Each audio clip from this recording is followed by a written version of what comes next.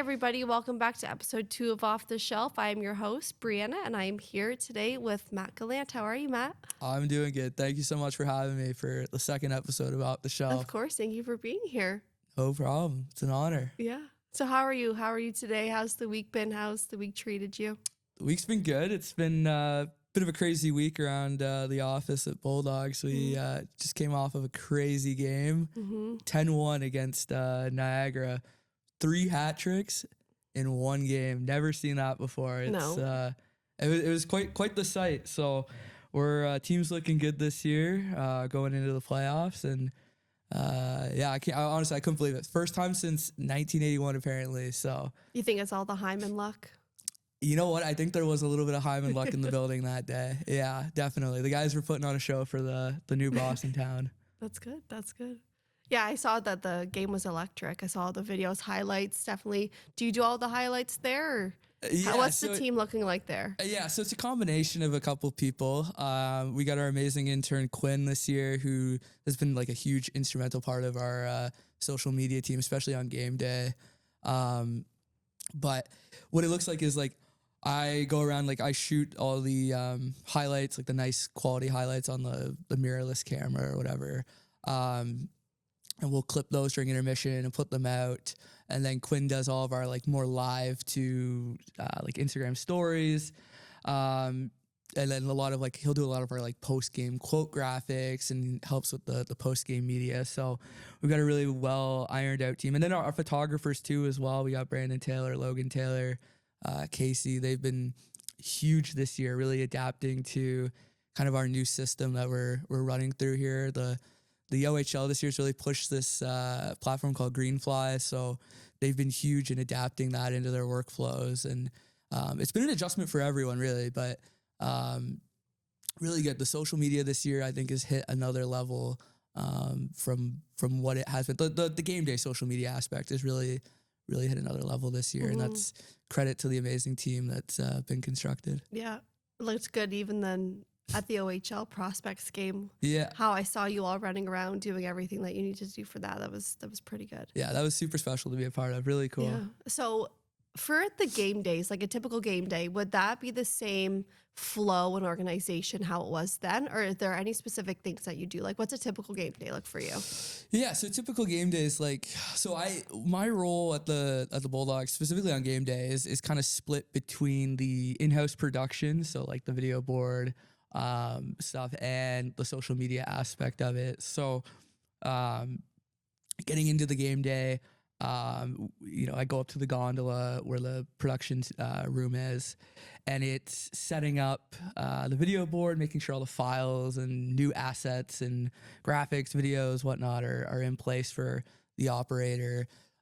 It's sitting down with our director, and making sure that their scripts they got the script, and that activations are where they need to be, and even sometimes it's going over to the music guy and being like, hey, here's a new song that we might be able to run, right?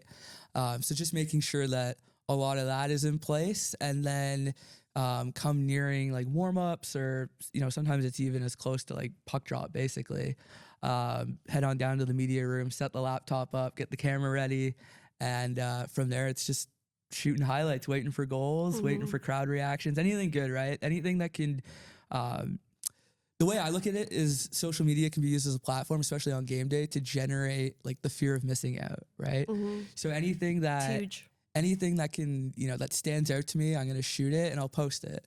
For example, just last game we had a puck hit the video board and like a panel popped out. Oh yeah, I did see that. And our electrician, Jamie, like intermission, quickly comes out, up onto the boom, pops the panel in, and it's like a standing ovation for him. The crowd goes like wild. Like you would have thought there was a goal, like the way the crowd reacted.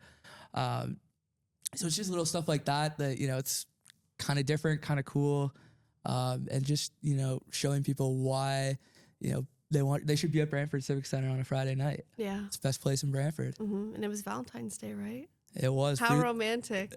Bruiser was doing rose deliveries in the crowd. I didn't get one, though. A little disappointed on that. Yeah, it's okay. it's all good. You get all that bruiser time in there Yeah, any other day. lots of bruiser time.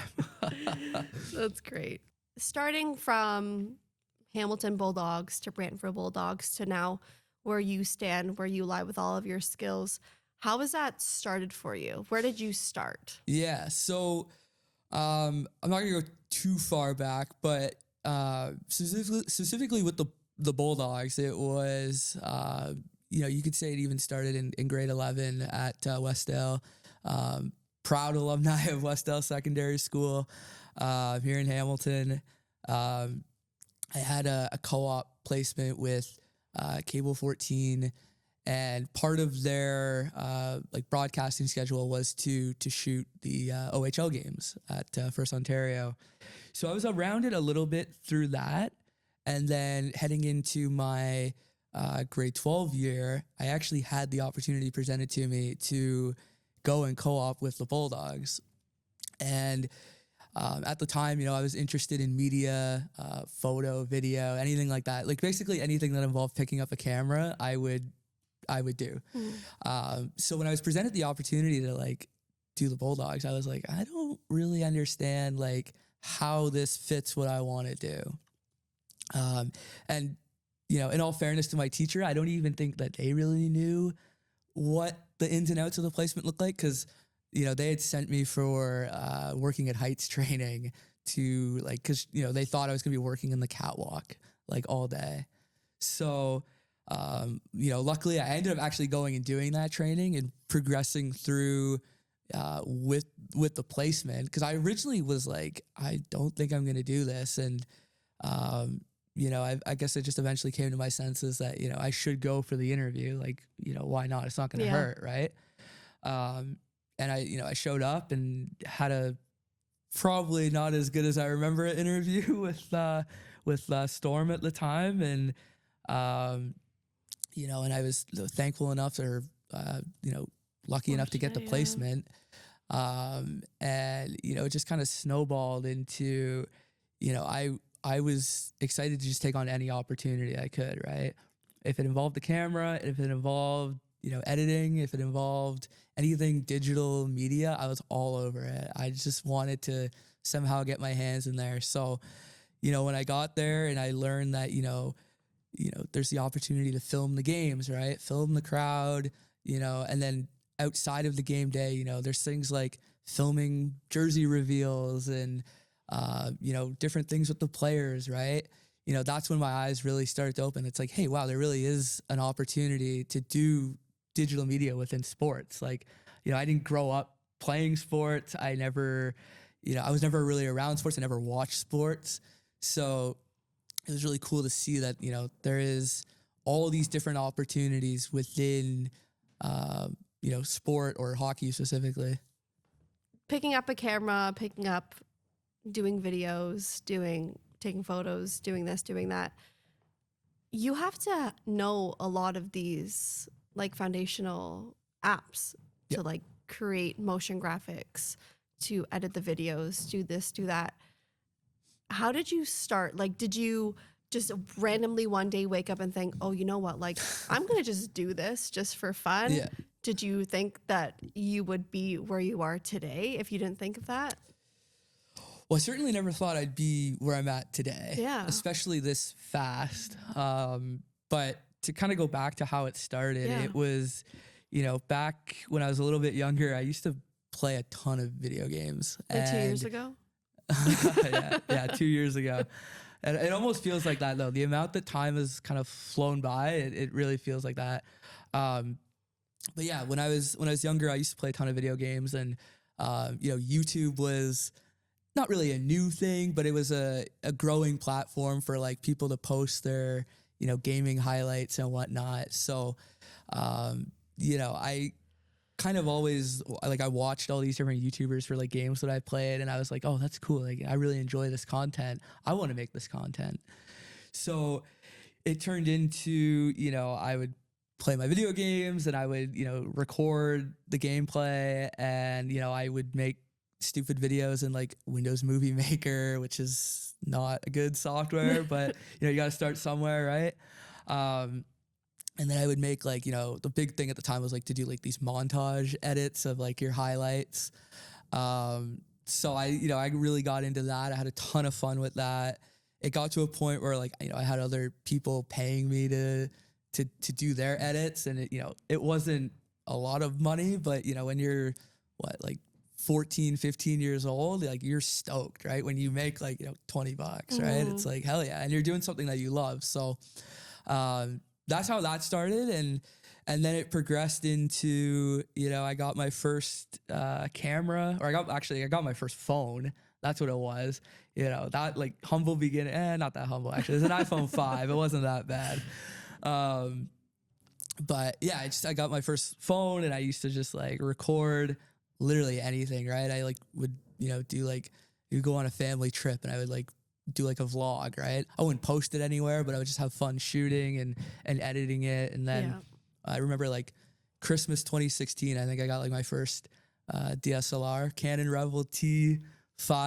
That thing was a workhorse, got me through tons of different stuff. I really, you know, got my feet in the water and really cemented into this whole, you know, digital media creation space with that. You know, I used to go to like, I remember one time I took it down to like Gage Park. They had that, I think they do it every year, like that color throw thing with like the dust or whatever. Yeah. Like the color run? Yeah. And I filmed that. I made like a little video out of that.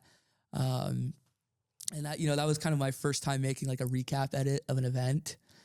And then through school too, right? Like I mentioned I went to Westdale Secondary, and they have an amazing media arts program there.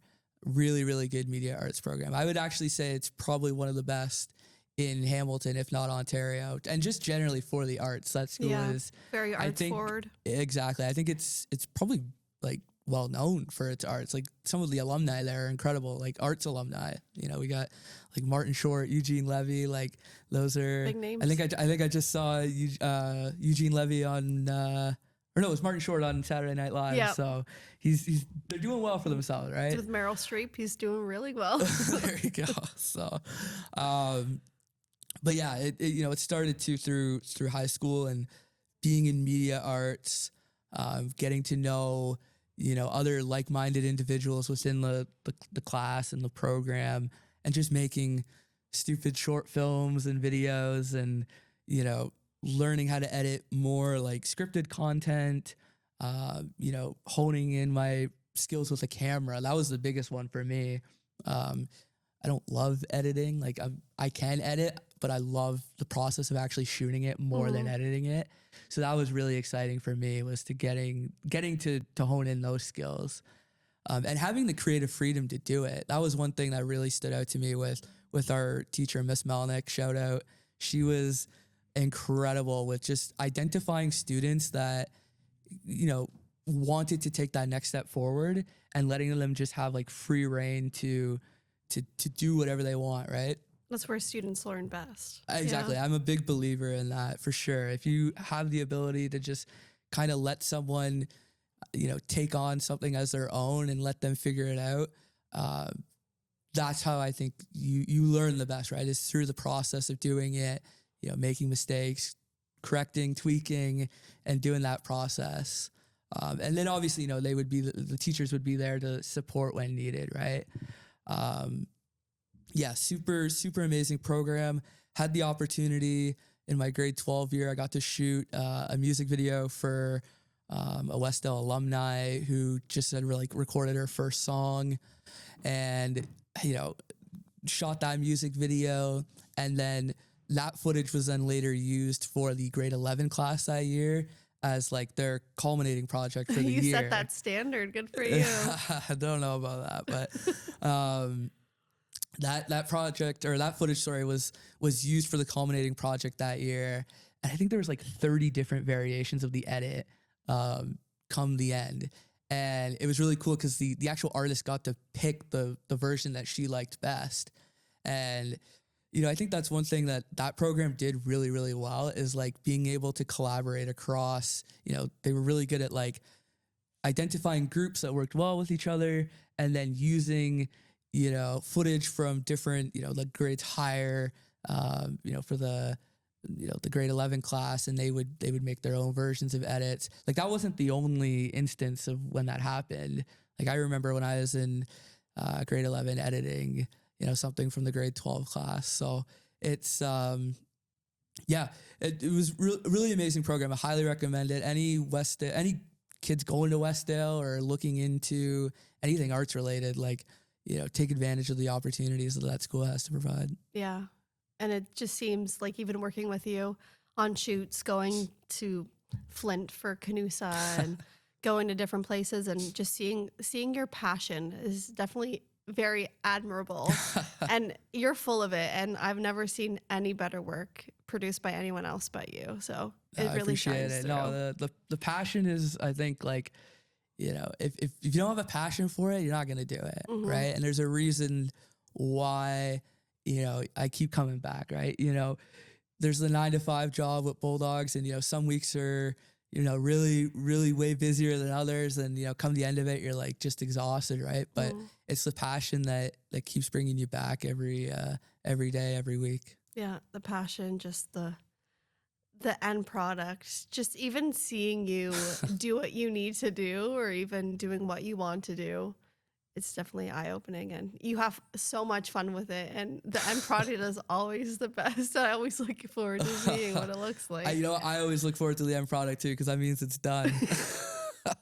So typically, like for a project that you would have to run, or you wanted to run rather, like how long does that process generally take you from like start to finish, getting the footage, editing the footage, getting the end product, revising it, and then sending the final product off? Yeah, so it varies from project to project. I mean, I can speak to, I've slowly become kind of the hype video guy, especially at Bulldogs and even here at TS Media. Like when we do the Honey Badgers media day, right? I've become I go and I put together like their opening video, right? Yeah.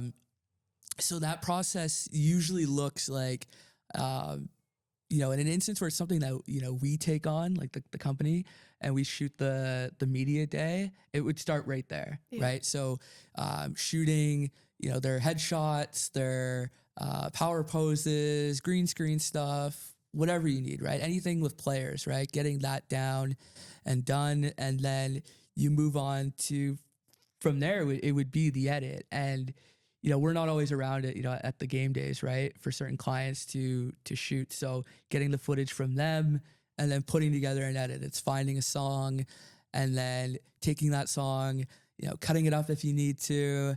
And I have a really, probably a little bit of a different process when it comes to editing like hype videos. Like I don't edit linearly from one end to the other. I kind of block out my sections to really hone in the pacing of it. And that's the big thing for me is, getting chunks of the video that are like really, really good. Cause I think if you have a video that's paced really well, people will overlook some of the not so good parts, which I'm not saying, you shouldn't have not good parts, but it's always, I think, working the energy and working the momentum of a hype video and, making, I always think of a hype video as if there's one person in the crowd that watches it and feels something come the end of it, whether that's like they got goosebumps or maybe they're, they shed a tear or something, right? Like, I don't know, Shed right? a tear. Like, it's just something like that, right? If they're left feeling something, if there's one person in the crowd, that's a job well done, right? So that's how I kind of look at it. And there's not a whole lot to it. There's no science behind it. We'll say that. But it's rewarding when you feel that way, though. Oh, right? Absolutely. There's nothing more rewarding than seeing the final product like live up on the video board in front of 3, 4, 5, 6,000 people. Like I remember Game 7 OHL Finals 2022 being up in I was at the upper bowl, which was open for that game. It was like, I think like 17,000 people. It was incredible. Like it looked like an NHL game. Being up at the upper bowl and watching the opening video, and it started with like the cell phone light activation, which Storm and Justin had come up with, and like putting that together and then seeing it you know, being executed by the fans in this like basically sold out First Ontario Center was like mind blowing to me. It was incredible to see. So that that's one that's always stuck with me. And I think that's why, you know, I always feel like I gotta one up that, right? And every time I make a video, it's like I gotta one up it. And it, you know, it gets hard. You put a little pressure on yourself, but you know, I think pressure makes everyone better. Pressure makes diamonds, baby. There you go. Speaking more specifically about people and where you are today, like who do you think has been your biggest cheerleader? Yeah, that's great question. Biggest cheerleader, I mean, I'd have to say my parents. My parents absolutely have been there every step of the way. You know, I remember getting my first green screen and like shooting something on it using like a Folgers coffee thing as a tripod, right? You know, my mom being like, you know, what the hell are you doing, right? I'm like, oh, I gotta get my camera higher. I was like stacking books and stuff. So, you know, they've been there through it all, right? They've seen it. You know, I don't even think they could have imagined it being at this point now. Outside of the family, though, you know, I've already mentioned his name, Stormer. He's been, you know, a huge instrumental part of my journey through, you know, video and media, and especially in sports. It's, you know, he's given me every opportunity to one up myself and you know, make a better product every time. You know, that was one thing that I really learned from Storm was, you know, now at Bulldogs, like I kind of oversee an intern, right? And when I was Storm's intern and, you know, his employee under him, Storm was really good at just kind of giving me the project, and same as Miss Melnick, giving me the project and letting me kind of figure it out on my own and letting me work through the paces and the process of learning. And now that's something that I've really tried to emulate with our intern now. You know, Quinn is very graphics focused. He loves graphics. His work is amazing. Yeah, it is. It's really good. So, you know, from a social media perspective, I wanted to have like a Wednesday filler post just to somewhat keep the socials going, because it can be hard during the week sometimes. Absolutely, yeah. Building that momentum for everything too, exactly. right? Making it, maintaining it. Yeah.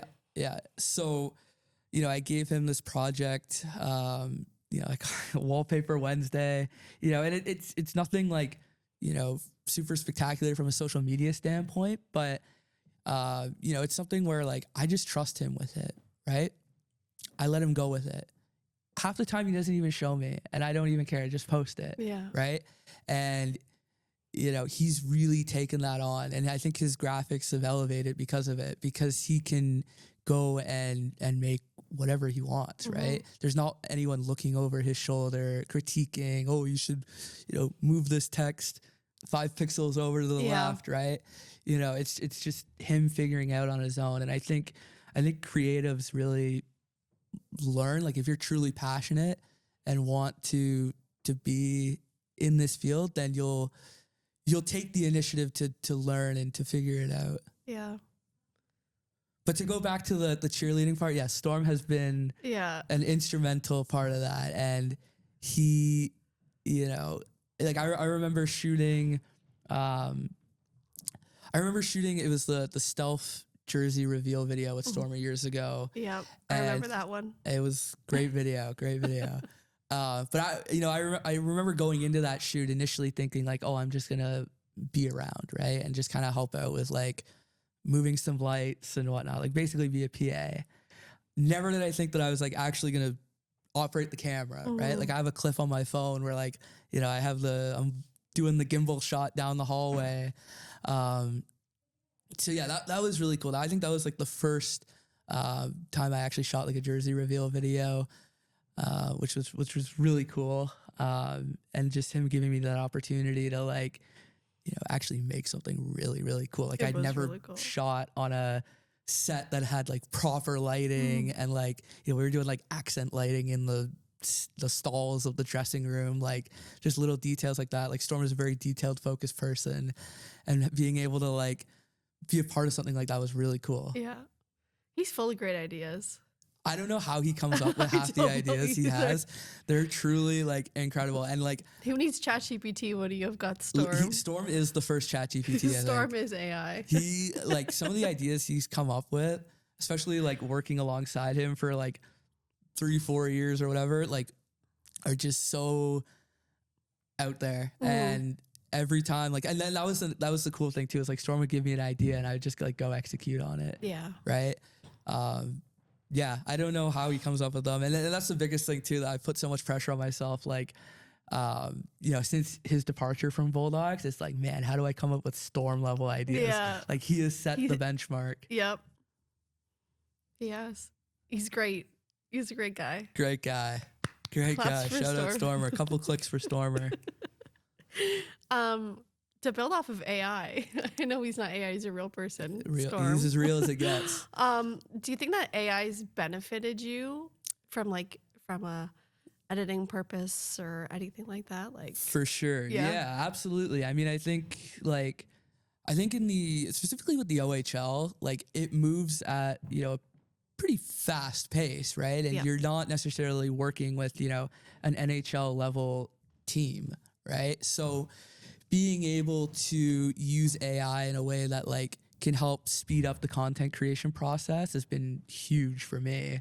You know, every 2 weeks or so, we'll go and shoot a long form podcast with one of the players.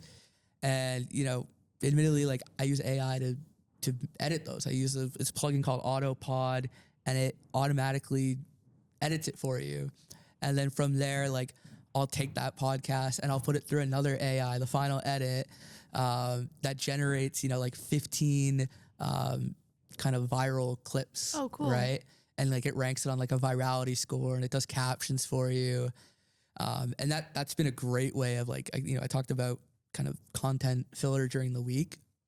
Not everyone wants to watch a 20-minute long podcast, but people will watch a 30-second highlight from it. And that's where that like AI has really come in handy, because now I have a Tuesday post, I have a Thursday post, right?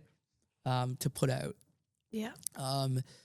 Outside of that, like love ChatGPT. It's been incredible. I've explored more and more with it, with, you know, specifically creating like expressions in After Effects has been really cool. Like I'll like be doing a motion graphic, right? And I want like a repeated animation, right? Like, you know, I can go in ChatGPT and it'd be like, generate me an expression that, you know, wiggles this triangle back and forth, right? Yeah. And then I can, you know, it'll generate the expression copy, and I can put it in and apply it to whatever property. And it's like, Perfect. I don't know anything about this stuff. Like I think it's like JavaScript or something. I literally have no idea. But like that's been huge. That speeds up the process immensely. Yeah. So it's definitely like a tool that it's not going anywhere. So we kind of just have to. Yeah, I mean, I don't think it's going anywhere. And admittedly, it has gotten a little scary with how good some, like, especially like the video generation stuff is. Yeah. But, you know, I'm a firm believer that like these tools are here to help us. And I think as a creative, if you're able to embrace it into your workflow, especially in sports where it's so fast moving, like it's gonna elevate the product more than it's gonna hurt you. Yeah. Yeah. It's just another tool in the kit. That's all. The tools, the time, the thought process, the planning of it all. Like it's definitely like an integral part Oh, absolutely. of like our everyday lives, even like content creation, planning for what you need to do, getting ideas, like building campaigns, like thinking of those random things that For sure. normally would require a whole lot more brain power. But if you're building on everything else that you've got going on, then I guess it works, right? I love it. ChatGPT. I don't know how I lived without it, to be honest with you. We've talked about the Bulldogs. We talked about how you started. Let's talk about your role here at Top Shelf Media. Yeah, for sure. I mean, my role here is kind of ever changing. It's very dynamic, very fluid. You know, it depends on the project, really. One day I'll be directing a media day, kind of overseeing the production from start to finish. honey badgers was one of them. That was kind of the first time I got to, you know, be there and set up, like from setup to all the way to the final product deliverables. That was, you know, a really cool project to be a part of. And then, you know, some days it's just doing motion graphics, right? I'm kind of the go-to motion graphics guy here. So anything from creating, you know, video board, headshots, matchup graphics to small things like, you know, a game day animation for social media, right? You know, something that's a little bit more dynamic than your standard static graphic or, you know, the typical things you would see on like a sports social media page. And then, you know, some days I'm behind the camera. I'm, you know, filming behind the scenes of one of our photo shoots. Some days I'm, you know, on the camera taking photos, right? You know, I'm not a huge photo guy, but, you know, I'm able to step in where I can. And, you know, and then sometimes, you know, I'm up in the air, I'm flying drones. You know, we got an FPV drone here, which I've had a lot of fun kind of discovering and learning more about that. And it's been really cool to integrate it more and more into, you know, kind of our behind the scenes look of the company. You know, we did an awesome flyby of the studio. But even into like our shoots, right? Like I've started using FPV shots and like hype videos and whatnot that really just add another level of like, you know, wow, it's a wow factor shot. To me, that's what an FPV drone is. It's something that is just different from like, you know, anything else you've seen. And then like things like, you know, using like a Insta360, like 360 cameras are like one of my favorite cameras to use by far. Just like the variations and shots you can get is like, you're literally endless. Yeah. Like, you know, I've done stuff where like I've mounted it to like the end of a hockey stick, right? And you get like that cool locked off shot, right? You know, I've put it, you know, on selfie sticks hanging off of, you know, the gondola, right? To get like an over crowd look, you know. So, you know, it just, you know, it changes from project to project. There's not anything set in stone, and it's very dynamic and fluid, and you know, all sorts of different, you know, cameras and whatnot. It's ever changing. Yeah, we definitely work with a bunch of like cool organizations that give us that creative freedom and control to kind of do whatever we want. Like our work speaks for itself too, right? So absolutely, people see that and they're interested. Yeah, absolutely. I think, you know, there's people, what sets Top Shelf apart from, I think, everyone else is the fact that, you know, when you look at our work, it is, honestly, I can confidently say it is like OHL, NHL level quality for like, you know, minor hockey teams. And who doesn't want that, right? Or not necessarily minor hockey, like minor sports in general, right? You know, every team wants to have that online social media presence. Everyone wants to, you know, to build their organization's presence online. And I think that's what really sets us apart is the focus on quality. And I can wholeheartedly say that, like, you know, the graphics that we put out are NHL level quality. You know, I remember being on a call with one of our clients and hearing how much they loved, you know, one of the graphics where there's like like a tiger or something in it. And there, you know, it's just like those cool, like, you know, not necessarily like sports team graphics, but like, you know, those like cool, like you stop scrolling and you're like, whoa, what is this? Oh, it's a Stony Creek Sabres post. Yeah. Right. Oh, playoff game. Right. I want to go check it out.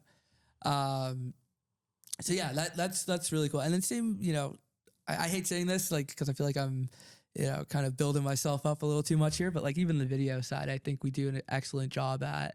Yeah.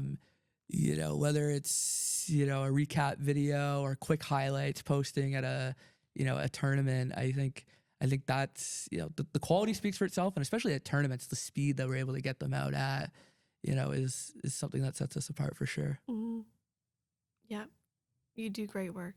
I mean, like, let's talk about the great work that you do for the organization. You know, I've seen you in the thick of it, running around, you know, coordinating kids on shoot days. I don't know how you do it, especially the cheer moms, the hockey parents, they're a different beast. I don't know how you deal with it. So I couldn't be me. So no, it's amazing. And then, you know what? The other thing too, I think it's amazing that like I've seen you interact with, especially like the cheer shoots, like when we're working with like the younger kids that are like really, really hard to direct. You know, you just have a special, I don't know what it is, but you're able to just get them locked in and you make our lives so much easier. So Yeah. All right. Well, thank you so much for joining us here today, Matt. It's been a pleasure. it has been a pleasure. Thank you so much for having me. I look forward to maybe sitting down and doing this again sometime. Of course. All Awesome. right. Take care. Thank you, everybody.